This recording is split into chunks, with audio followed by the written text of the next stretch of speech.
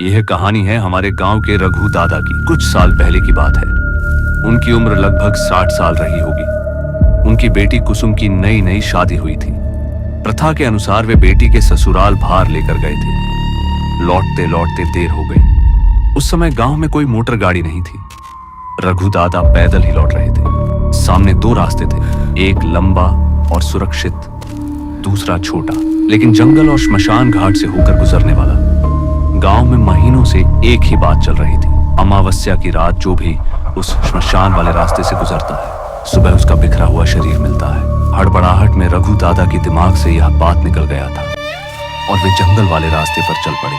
आज भी अमावस्या थी और रघु दादा अब उसी रास्ते पर थे। आगे जंगल था और उन्हें बिल्कुल अंदाजा नहीं था कि आज रात उनका सामना किससे होने वाला है।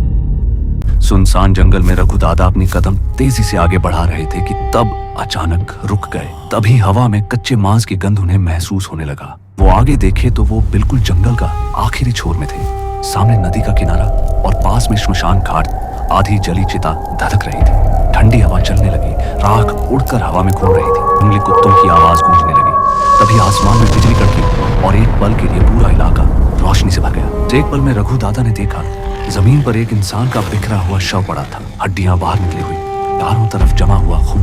उसके चारों तरफ काले साए झुके हुए कुछ नोच रहे थे, चबा रहे थे। अचानक उनमें से एक साया सीधा खड़ा हो गया। धीरे धीरे उसका सिर 180 डिग्री घूम गया और उसकी सफेद आंखें सीधे रघु दादा की तरफ टिक गईं। रघु दादा का शरीर सुन्न पड़ गया।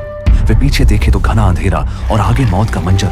अब बचने का सिर्फ एक ही रास्ता था, लेकिन वो रास्ता इतना खतरनाक था कि जरा सी गलती और उनकी भी लाश वहीं पड़ी मिलती।